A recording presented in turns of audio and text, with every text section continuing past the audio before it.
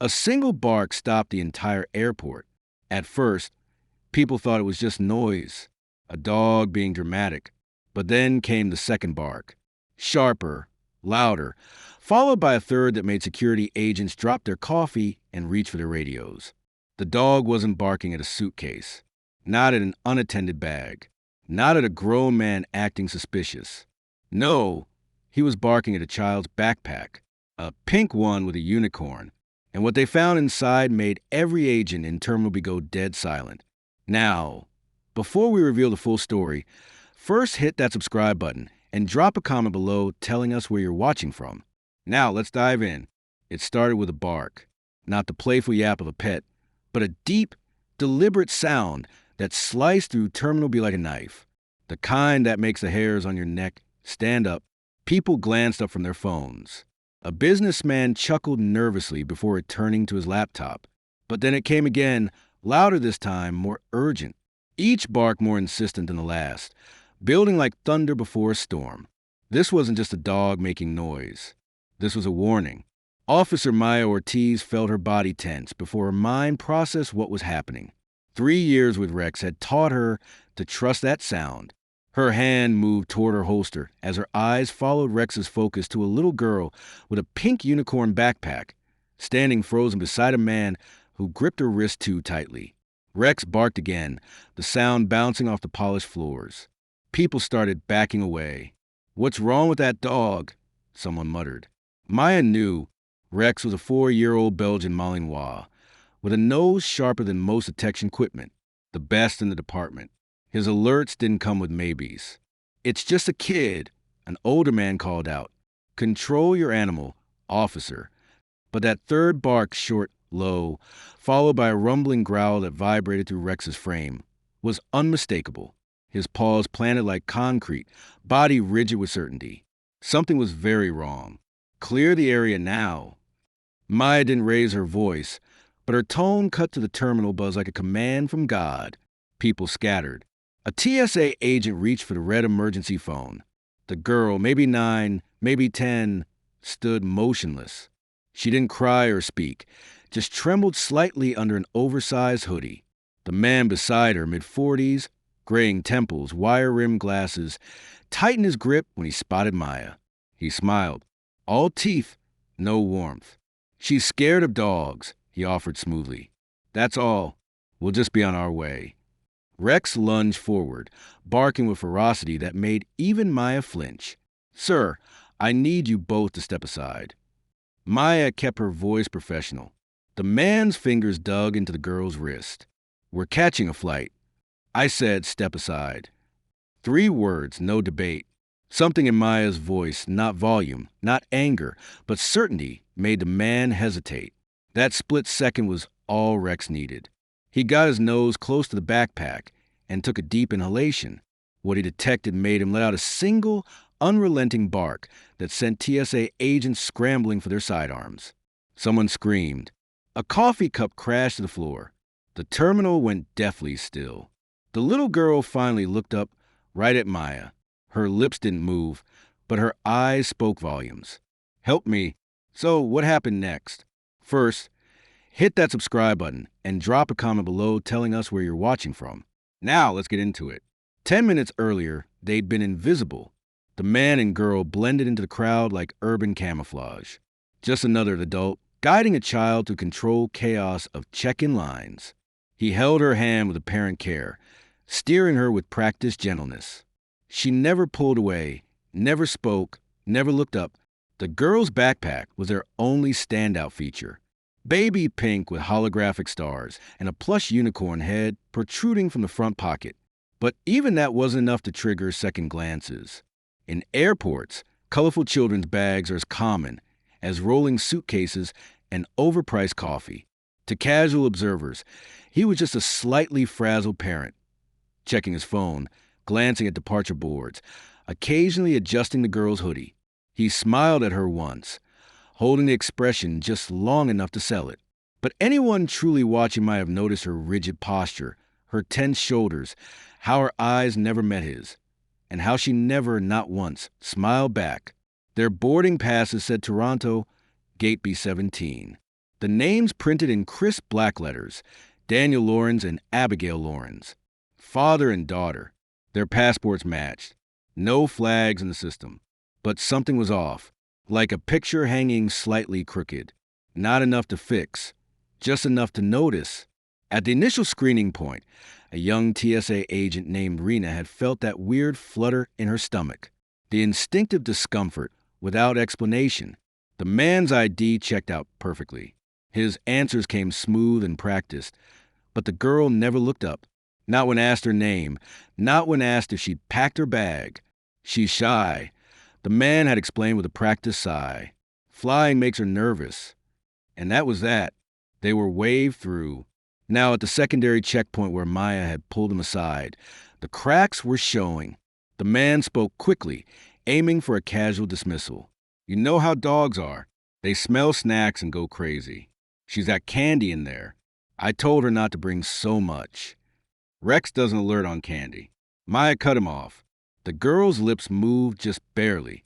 A whisper lost in airport noise. Maya crouched down to eye level with the child. Rex sat beside her, eyes fixed on the backpack. What's that, sweetheart? Maya's voice softened. You can tell me. I just want to help. The girl's eyes darted up briefly, then back down, still silent. The man stepped closer. Abby, come on. This officer is doing her job, but we don't want to miss our flight. His smile never reached his eyes. If you're done with us, Maya didn't move. We're going to a private room for further screening. Something shifted in the man's demeanor. His shoulders squared, his jaw tightened, his tone hardened. I'm her father. I don't appreciate the implication. Then you'll want to cooperate, Maya replied steadily. To clear this up quickly. She nodded slightly. 2 officers appeared, flanking the man. Another carefully lifted the backpack from the girl's shoulders. The man's grip on the girl's wrist tightened, knuckles white. The universal tell of someone about to do something desperate. That's when Rex did something unexpected. He didn't bark or snarl. He let out a slow, rumbling growl that vibrated the floor tiles. The canine equivalent of, I dare you to try it. The private screening room felt like a vacuum, soundproofed and sterile, with that distinctive blend of disinfectant and tension in the air. The buzz of the terminal faded away behind heavy security doors, replaced by the soft mechanical hum of air conditioning and the occasional nervous tap of fingers on metal tabletops. No windows, just harsh fluorescent lights that missed nothing and forgave less. The man, still identifying himself as Daniel Lawrence, sat with calculated casualness, arms crossed loosely, chin slightly raised, eyes tracking every movement like a tennis spectator. The girl, Abby, hunched beside him, shoulders drawn inward as if trying to disappear inside her oversized hoodie. The unicorn backpack sat centered on the metal table between them. Its cheerful design now seemed bizarrely out of place, like finding a birthday cake at a funeral. Maya stood across from them, saying nothing at first, just watching. Rex lay at her side, no longer barking, but alert to the point of vibrating, his copper eyes never leaving the backpack. Maya had seen this kind of stillness before, in Rex during training exercises, in Suspect about to confess, in survivors gathering strength to speak. It was the quiet before something broke. I'm going to ask you one more time, she finally said, voice measured as a pharmacist's scale. Did your daughter pack her own bag? The man exhaled through his nose, a controlled release of annoyance. As I've told you 3 times now, she's 9 years old. I supervise her packing. It's a family vacation. This is ridiculous. Where exactly are you staying in Toronto? Why does that matter? A flash of irritation crossed his face. Answer the question, please. Near Niagara Falls, some hotel. Marriott, I think. She wanted to see the big waterfall. Kids, you know? He attempted a conspiratorial smile that landed like a dead fish. The girl flinched, almost imperceptibly, but Maya caught it. She shifted focus, kneeling to meet the child's downward gaze. Hey, Abby, it's okay. You don't have to talk if you don't want to, but you can nod or shake your head. Would that be easier? Did you pack this backpack yourself? Silence stretched between them. The girl blinked twice, slowly and deliberately. Her fingers twisted the hem of her hoodie. Rex huffed softly through his nose. Sir, Maya said, still watching the girl, I'm going to open this bag now. You need a warrant for that. The man's voice had an edge now, like a knife just beginning to show through gift wrap. I have probable cause and federal directive under aviation security protocols. You're welcome to argue that point after I clear this room. He stood abruptly, chair legs screeching against the floor. I want to speak to a supervisor now.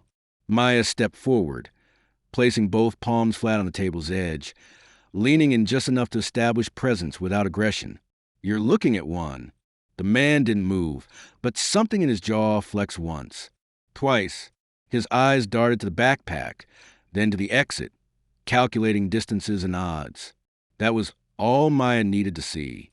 Sergeant Daly, she called calmly without turning her head. The door opened instantly, revealing a uniformed officer who'd clearly been waiting just outside. Please escort Mr. Lawrence to the observation room. Keep him seated and keep him watched. Daniel didn't resist physically, but his parting words hung in the air like cigarette smoke. You ever feel really stupid when this turns out to be nothing but candy and coloring books? Maya let the comment slide off her like rain on wax canvas. Once he was gone, she approached the girl again, crouching to eye level. Abby, you're safe now. I promise you that. But I need to know, did someone else put something in your bag? Something you weren't supposed to see? The girl didn't answer with words. She just slowly raised her hand and touched Rex's ear, just a whisper of contact, fingertips barely grazing the soft fur. Then she dropped her hand back to her lap. That simple gesture told Maya everything she needed to know. She turned to the backpack and began unpacking with methodical care. Coloring books, a half-empty bag of gummy bears, mismatched socks, a tablet still powered off, a small, well-loved stuffed rabbit with one ear more worn than the other, all the normal detritus of childhood. But when Maya lifted the plush toy, her fingers caught on something beneath the bag's lining. A slight bulge where there shouldn't be one, heavier than fabric had any right to be. She probed gently and felt it, the unmistakable texture of duct tape beneath the pink material. Maya's mouth went dry. She signaled the assisting officer to step back and carefully move the backpack to a specialized containment tray that had been waiting in the corner. Rex, who had been watching silently, suddenly barked again, sharp, authoritative, certain. His body shifted forward slightly, muscles bunching under his sleek fur, but Maya raised her hand in the signal that meant stay. He obeyed instantly, though a continuous low growl rumbled in his chest. The duct-taped object was flat, cold to the touch, and shaped like a narrow rectangle, roughly the size of a small hardcover book. Maya didn't remove it. Not yet. Instead, she keyed her radio, speaking in a clear, precise cadence of someone who's practiced emergency protocols 1,000 times. This is Officer Ortiz. We have a suspicious package requiring biohazard protocol. Evacuate all non-essential personnel from the screening floor. Initiate lockdown of gates B through D. The response was immediate and equally controlled. No sirens blared. That would cause panic, but signal lights began flashing above the doorways, a silent alarm that passengers wouldn't recognize, but that sent every agent in the terminal into practice motion. And in that moment, through the observation window, the man made his move. He lunged from his chair in a single fluid motion, shouldering past the officer who'd been standing too far behind him. He reached the hallway door before anyone could react. 3 steps, that's all he got. 2 security officers tackled him with the synchronized precision of dancers who'd rehearsed the same move for years. His forehead hit the tile with an audible crack that would leave a mark for his booking photo. Inside the screening room, the little girl didn't even flinch. She just kept watching Rex. And Rex kept his eyes locked on the backpack. The bomb squad arrived exactly 12 minutes later, though to Maya, standing silent guard over the backpack, it felt like hours. By then, the screening room had been emptied of all but 3 people. Maya, Rex, now secured in a side kennel but still watching intently, and 2 specialists from the airport's EOD, Explosive Ordnance Disposal, unit in full protective gear. The little girl, Abby, had been quietly escorted to a child services agent waiting in a secure lounge upstairs. She still hadn't spoken a single word. The metal table now held only the unicorn backpack, carefully positioned in a reinforced containment tray. A robotic arm, operated remotely from behind a blast shield, delicately cut to the padded lining where Maya had detected the anomaly. What emerged wasn't what anyone had expected. No wires, no detonator, no C4 or timing device. Instead, the mechanical claws extracted a silver, insulated metal case, roughly the size of a hardback novel, sealed shut with industrial-grade latches, and wrapped in multiple layers of duct tape. Its surface was smooth, unmarked, except for a faded biohazard symbol stamped into one corner. The room went silent. Not even breathing broke the stillness. Everyone had seen that trefoil symbol before, usually in training videos or on warning signs outside labs. But here it was, pulled from a child's backpack in the middle of America's fifth busiest airport. The lead EOD technician finally spoke, his voice muffled behind a protective mask. This isn't explosive, but that doesn't mean it's harmless. This case is thermally insulated, designed to maintain stable internal temperature. That typically indicates temperature-sensitive materials, like biologicals. Maya finished for him, the words bitter on her tongue. Rex, still watching through the kennel door, let out a long, low whine, the sound he made when he sensed something beyond his training parameters but knew it was dangerous. Maya's earpiece crackled to life. It was a federal security director for the entire airport complex. FBI's en route, ETA 8 minutes. CDC has been notified. You are to stand down and await formal handover. But something crawled up Maya's spine, an instinct honed through years of frontline security work. The same feeling that had made her trust Rex's alert in the first place. She turned to the EOD technician. Can you open it now, or do we wait? Protocol says wait, but the tech hesitated, glancing at the case. We can x-ray it. That'll give us some idea what we're dealing with. 5 minutes later, they stared at the high-resolution scan on the monitor. Inside the case vials, at least 24 of them, tiny glass containers, each nestled in protective foam cutouts. They were labeled with markings in multiple alphabets, some Cyrillic, some possibly Arabic, some using symbolic notation that Maya didn't recognize. The resolution was sharp enough to show handwritten numbers and color coding on each label. No pharmaceutical company logos, no standardized labeling, no batch numbers. The text spoke in a voice just above a whisper. This is a medication. It's either research-grade biological samples or what? Maya prompted. He just shook his head. A second call came through on Maya's radio. The man, the so-called Daniel Lawrence, had been processed, fingerprinted, and run to the federal database. He wasn't Abby's father. In fact, he wasn't Daniel anyone. His true identity was still being verified, but preliminary matches showed he had a history with false documentation and international travel under multiple fraudulent passports. He'd entered the U.S. under yet another name 6 weeks earlier. The girl's real identity came through moments later. Abigail Quinn, age 9, reported missing from her home in Austin, Texas, 18 days ago. Last seen being pulled into a blue SUV after school. The Amber Alert had generated initial leads, but the trail had gone cold within 48 hours. Until now, Maya's knees nearly buckled as the pieces clicked together. She looked back at the unicorn backpack that had started it all. Sparkly, innocent, painfully childish, and hiding what could have been a biological weapon. The question started spiraling through her mind. Was the plan to get the materials onto an international flight? Was Abby ever meant to reach Toronto? Or was she disposable? How many other children like her were walking through airports right now, used as unwitting mules hidden behind bright colors and stuffed animals? But she forced those thoughts away. Focus on what's in front of you, she reminded herself. One step at a time. The EOD team carefully resealed the case, secured it in a specialized thermal containment unit, and documented the chain of custody. The airport will remain under rolling lockdown for another 7 hours. News outlets will report a vague security incident near Gate B, frustrating travelers and generating angry tweets about misconnections. No one would mention the vials or the 9-year-old girl or the dog who'd spotted what every scanner and security agent had missed. Speaking of Rex, He sat quietly in his temporary kennel, eyes still tracking every movement in the room, body still alert despite the hours that had passed.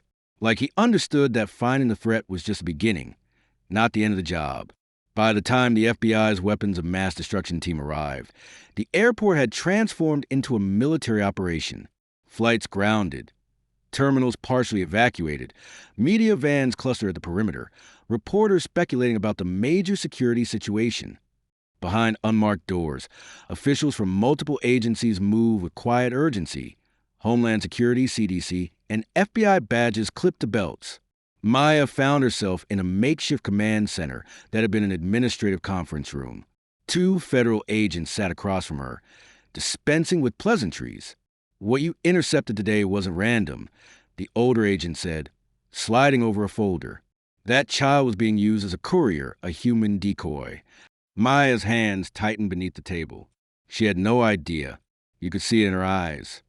"We know, but someone calculated that a young girl wouldn't trigger suspicion. That backpack was designed to pass through every scanner we have, except one." The younger agent leaned forward. "Your dog. What made him alert?" Maya hesitated. "Scent, primarily. He's trained on multiple chemical signatures. But her fear, too. He picks up on things we can't explain. He detected what millions in equipment missed. That case wasn't just biological. It was weaponized." "Weaponized how?" The answer came slowly, each word measured. "Pathogens, multiple strains.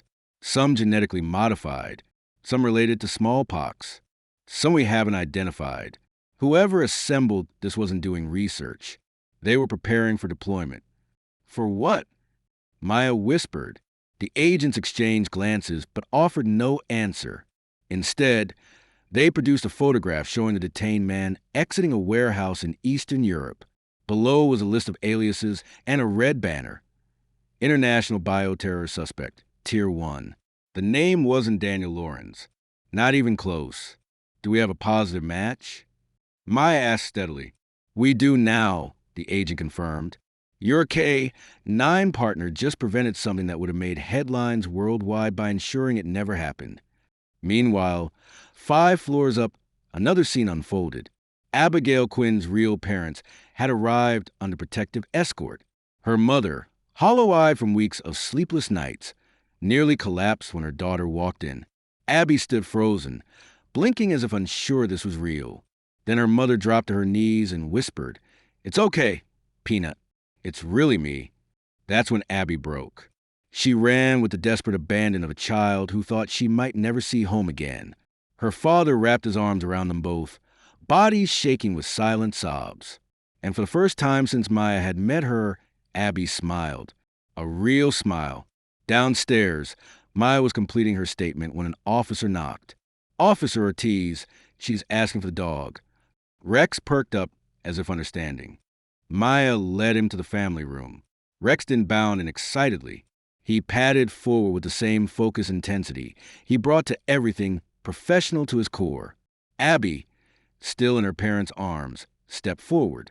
For the first time, she looked directly at someone without fear. "Hi," she said softly, her first word in hours. Rex moved closer, stopping at a respectful distance. Abby knelt and hugged him tight, desperate, thanking a hero she couldn't possibly repay. No one spoke. Some moments need no words. Later, walking the agents to their vehicles, one turned to Maya. "We can't release the full story. The public wouldn't understand the implications." "I figured," Maya said, watching snowflakes fall outside. "But people should know what your dog did today." Maya looked down at Rex, now sniffing a planter as if he hadn't just saved countless lives. "They'll never know," she said quietly, "but he will." Rex didn't receive a medal. There was no press conference, no viral news headline, no hero dog segment on the morning shows. There was a closed-door ceremony 3 weeks later, a small room inside a Homeland Security facility just outside the airport perimeter. The officials called it a recognition event, but really it was just a printed certificate and a handshake from a deputy director who clearly wasn't comfortable around large dogs.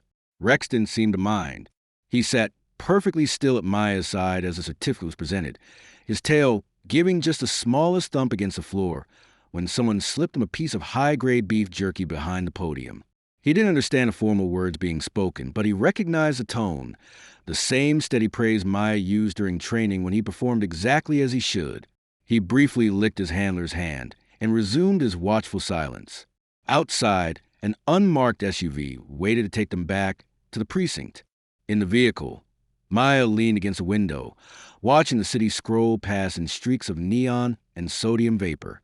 She still couldn't shake the image of that silver case or the moment Rex had barked and an entire terminal went silent, like someone had hit pause on reality itself. She glanced down at her partner. Rex sat upright on the custom K9 seat, eyes methodically scanning each passing intersection, ears twitching at every siren and horn blast. "Still on duty, huh?" she said, a tired smile tugging at one corner of her mouth. He didn't look at her, but his tail tapped twice against the seat cushion, his subtle acknowledgement that yes, the job was never really done. 5 days later, an envelope arrived at the precinct addressed to K9 Officer Rex. No return address, just Maya's name and the department's mailing information. Inside was a single sheet of notebook paper, the handwriting clearly that of a child. "Dear Officer Dog, I don't remember much about that day. It's all fuzzy, like when you wake up from a bad dream. But I remember you, how you barked and wouldn't stop until someone listened. I didn't know how to ask for help. I thought no one could see me. But you did. Mom says you're a hero and you save people every day. I believe her. Thank you for saving me. Love, Abby. P.S. I drew this picture of you. I made your ears too big, but Mom says that's okay." Maya carefully folded the letter and tucked it inside Rex's equipment locker back at the station, not because he could read it, but because some things deserved to be kept close. Back on duty, Rex's routine didn't change. He still woke at 0400 hours, still waited impatiently by the door before each shift, still followed Maya with the unwavering loyalty that defined their partnership. He was just as focused, just as disciplined. But there were subtle differences, like how, whenever they conducted routine patrols through the airport, even for training exercises, he'd pause just a moment longer when children passed by, especially those with backpacks. It wasn't suspicion, exactly. It was awareness, memory. Maya never discussed the case publicly. She signed the non-disclosure agreements. She nodded when supervisors instructed her. "This stays classified. You understand why." And she did, mostly, but some nights, when the K9 unit was quiet and the other handlers had gone home, she'd sit beside Rex in the kennel bay and talk to him like he understood every word. "None of them will ever know what you did," she told him once, stroking the thick fur along his neck. "But that doesn't mean it didn't matter." Rex blinked slowly, then leaned his weight against her side, the dog equivalent of a hug. He wasn't the kind of dog who barked without reason, but that day at the airport, when he did, everything changed. What would you have done if a police dog started barking at a little girl's backpack in the middle of a crowded airport? Would you have trusted the animal's instincts or assumed it was just a training error? Have you ever experienced a moment when an animal sensed something humans completely missed?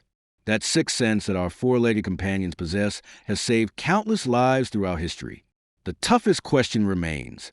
In a world where threats can come from the most innocent-looking places, how do we balance security with humanity? Should we trust animal instinct over human appearance, even when it means treating a child like a potential threat? Let me know what you think in the comments. I read every single one. If this story touched you even a little, hit that like button so more people can discover these incredible K9 heroes. Make sure you're subscribed to our channel, and don't forget to tap the notification bell so you never miss what we share next. And hey, share this video with someone who still thinks dogs are just animals. These incredible partners serve alongside human officers every day, protecting us in ways most people never see. Check out our other amazing K9 stories appearing on your screen right now. And I'll see you tomorrow, same time, with another brand new story that will leave you speechless. Until then, stay safe out there.